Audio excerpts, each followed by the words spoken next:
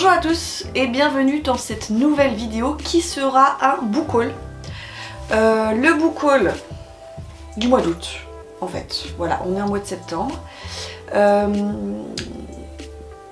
J'ai un livre qui était arrivé fin juillet, j'avais pas eu le temps de vous le montrer dans le book haul de juillet. Et du coup, book haul du mois d'août. J'ai l'impression que les book hauls, ça fait hyper longtemps que j'en ai pas fait. Et en fait le dernier c'était, ça devait être en juillet, c'est tout. Mais j'ai l'impression que ça fait genre 3 mois que j'ai pas fait de book haul. Bref, vous verrez, je pense que j'étais raisonnable pendant les vacances. Et je suis normalement, mais ne me croyez pas sur parole, je mens. Je suis en no-buy.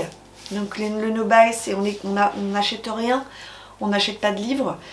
J'ai envie d'être en no-buy parce que j'ai fait un énorme tri dans ma bibliothèque. D'ailleurs j'ai mis beaucoup de choses sur Vinted. Donc vous pouvez aller voir, je vous mets en lien mon Vinted. Les livres que je mets en vente en général ils sont nickel. Quand je mets état neuf c'est qu'ils sont vraiment neufs. Donc j'ai fait un gros tri. J'ai mis sur Vinted, alors beaucoup de livres que j'ai lus bien sûr. Quelques livres de Mappal qui ne me tentaient plus. Voilà, vous pouvez aller voir ça. Et donc je voulais être en no-buy parce que c'est la catastrophe. Cette palle est énorme et j'ai tellement de livres à lire qui me font envie. Voilà, donc je me suis mis ce challenge de no-buy, mais en même temps, vous voyez, j'ai envie de craquer. C'est compliqué hein, quand même. Bref, donc je ne sais pas pourquoi je vous raconte ma vie comme ça.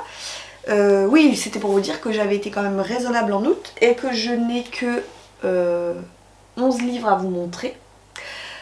On y va, je vais commencer par tout ce qui est service presse. Donc service presse, j'en demande plus.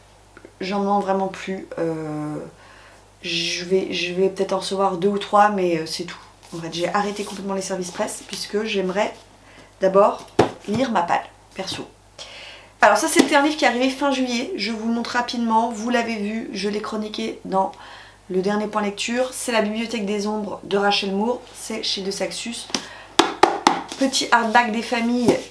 Magnifique, je pense que le jaspage vous voyez pas, par contre il est très beau à l'intérieur, je vous montrer quand même, hop, et surtout je trouve que le travail là, ils ont fait, là je crois que c'est un des plus beaux hardbacks de chez De Saxus, il est vraiment magnifique, voilà, hommage donc au livre, à la littérature, avec ce très beau livre, sur lequel je ne m'étendrai pas puisque je l'ai chroniqué, je l'ai aimé. Je l'ai lu et si vous voulez voir mon avis, c'est dans le dernier point lecture. Je n'arrive pas à remettre la jaquette, je ferai après. Deuxième service presse que j'ai reçu, c'était Le Jeu de l'âme de Javier Castillo, publié aux éditions Albin Michel, qui va finir sur Vinted, je vous le dis tout de suite, parce que j'ai pas aimé. Voilà, j'ai pas aimé, donc je vais le vendre. Franchement, je vais pas le garder. Pareil, si vous êtes intéressé par mon avis, dernier point bilan lecture où j'en parle. Grosse déception pour ce livre-là. Et ensuite, alors c'est pas vraiment du service presse, c'est que je fais partie. J'ai été sélectionnée pour faire partie du prix du meilleur polar, point, sélection 2025. Et nous avons déjà reçu 3 livres de la sélection dont je vous les présente. On a reçu Amour, meurtre et pandémie de l'auteur chinois Qu Jiaolong, donc aux éditions Point. Alors, celui-là, franchement, pour l'instant, dans les 3 qu'on a reçus, c'est celui qui me tente le moins parce qu'on parle de la pandémie du Covid. Et du coup, j'ai pas trop envie de revivre ça. Mais bon, franchement, il est hyper court. Il fait combien de pages? Il fait même pas 300 pages, il fait 230 pages. Ouais, ça va être très vite de lire ça. En tout cas, celui-ci, le deuxième me dit énormément. C'est Wild Wild Siberia de Josh Haven. Ça a l'air vraiment très bien. Alors, on est au début des années 90. Et un Américain et un Tchèque vont s'associer pour s'emparer des actions de la compagnie gazière du pays. Ah ouais, non, je pensais pas du tout que ce serait ça. Bon, on verra. On nous dit que c'est un polar frénétique. En fait, ça a l'air de parler de détournement de fonds, détournement financier. Je pensais pas que ça allait parler de ça en fait. Bon, on verra bien. C'est peut-être intéressant, il est pas très gros non plus. Il fait 280 pages. Et le troisième que nous avons reçu dans cette sélection, c'est Tokyo Detective de Jake Adelstein. Oh là là, qui est abîmé d'ailleurs. Alors, pas du tout. Alors attendez, je comprends rien là. Parce qu'on nous dit... Mais c'est une enquête, c'est quoi? Alors, je vous lis le résumé. Donc l'auteur, c'est Jake Adelstein, on est d'accord. Après avoir fait tomber l'un des plus grands parrains de la mafia japonaise, l'ancien journaliste Jake Adelstein s'est reconverti en détective privé et traque les yakuza devenus hommes d'affaires. Mais la catastrophe de Fukushima vient ébranler ses convictions les plus profondes, nanana. Donc je comprends pas, c'est un truc d'investigation? Oui, les journalistes investiguent. Donc c'est du vrai. Bon, est-ce que vous l'avez lu? Parce qu'a priori, il y a un premier tome qui est sorti. C'est la suite de Tokyo Vice, on nous dit. Tokyo Vice. Est-ce que c'est du vrai? Est-ce que c'est du faux? J'ai du mal à saisir là. C'est une enquête, c'est quoi? Bon, bref, éclairez-moi. Éclairez ma lanterne. Voilà, donc ça c'était Service Presse et ce que j'ai reçu dans le cadre du prix Point. Et ensuite, on a fait une virée à Toulouse pendant les vacances, au mois d'août, c'était trop bien, on a adoré cette ville. Et vous vous doutez que j'ai sillonné les librairies. Alors, je suis d'abord allée chez Gibert, où j'ai trouvé celui-ci d'occasion, Le Veilleur du Lac de Nicolas Leclerc, aux éditions Seuil, dans leur collection Seuil Cadre Noir. Alors, c'est le deuxième roman que j'ai de Nicolas Leclerc dans ma palle. Pourquoi Nicolas Leclerc? Parce que c'est un auteur de chez moi. Il est franc-comtois. Alors moi je suis originaire du Jura, lui il vient du Haut-Doubs mais c'est la Franche-Comté. Et donc c'est des paysages que j'aime beaucoup. Et voilà, tout se passe au cœur du Jura, dans le village paisible et idyllique de Malmaison-le-Lac. Donc le lac de Malmaison, qui est très connu si vous êtes déjà allé par là. La famille Parisot a disparu et donc on va suivre le capitaine de gendarmerie Bruno Albertini qui se rend dans la bâtisse. Les premiers indices laissent penser qu'un massacre s'est déroulé. Voilà, et j'aime bien, j'ai envie de lire cet auteur parce que ça se déroule dans ma région natale et que j'ai envie de découvrir. Il paraît que c'est très très bien. Et ensuite je suis allée chez Ombre Blanche. Alors, si vous ne connaissez pas Ombre Blanche, c'est là c'est la plus grande librairie de Toulouse. C'est immense. J'ai rarement vu une librairie aussi grande, aussi bien fournie. C'est vraiment très très impressionnant. Le stock de livres qu'ils ont sur place, c'est un truc de fou. On peut y rester une après-midi. Que ce soit dans le rayon littérature, polar, thriller. Là où ils ont peut-être le moins de choses, c'est en science-fiction, en SFFF. C'est quand même impressionnant. En jeunesse, c'est incroyable. En bande dessinée, c'est incroyable. Enfin bref, c'est vraiment immense. Allez-y, prévoyez une après-midi parce que cette librairie est incontournable si vous allez à Toulouse. Et j'ai trouvé 3 livres. J'en ai pris que 3 là-bas. Mais pas du tout. J'en ai pris que 2. J'ai un doute. Il me semblait en avoir pris plus que ça. Bon, c'est pas grave. Je me suis pris Nécropolis de Hubert Lieberman aux éditions Point, justement. Parce que je l'ai vu tourner chez Séverine. Il paraît que c'est vraiment très bien. On est avec un légiste, donc Paul Koenig, qui fait des autopsies, etc. On est à New York et sa fille a disparu depuis quelques mois. On nous parle plutôt de roman noir, il paraît que c'est excellent. Et quand je l'ai montré sur Insta, j'ai eu beaucoup de messages en me disant qu'il était vraiment très bien. Oh bah non, Herbert, tu tombes. J'ai acheté aussi donc 2 romans d'André Michaud.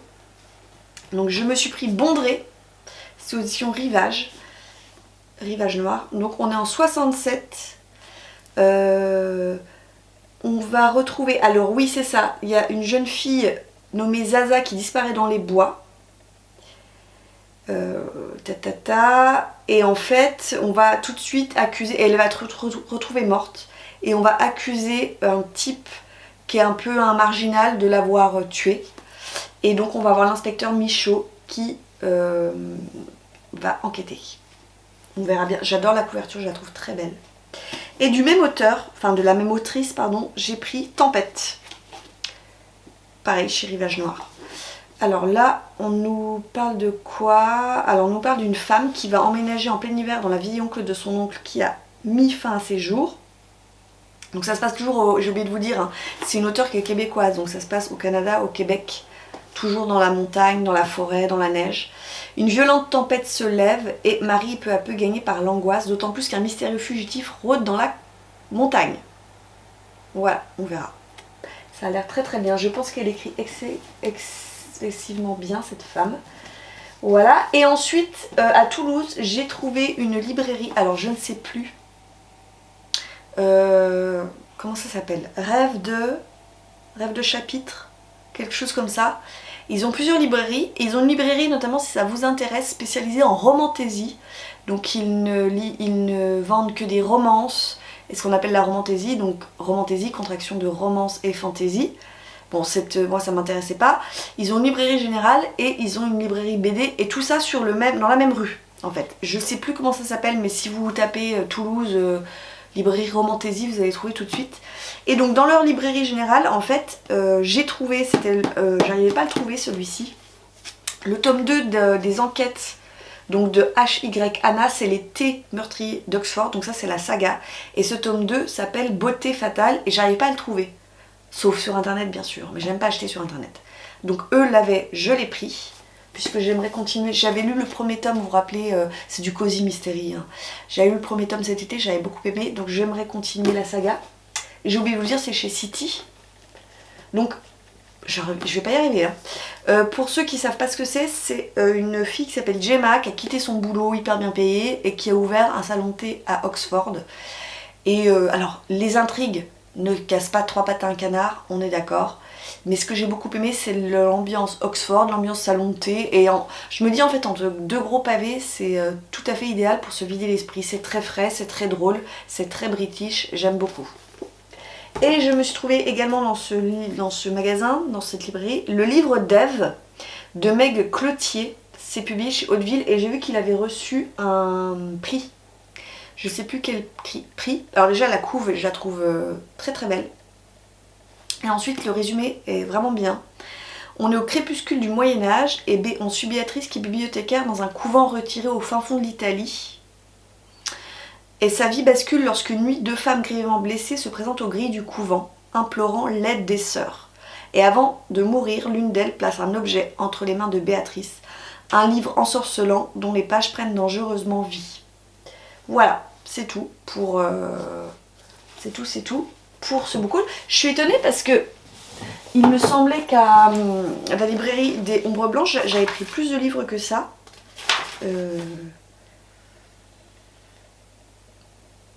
Non.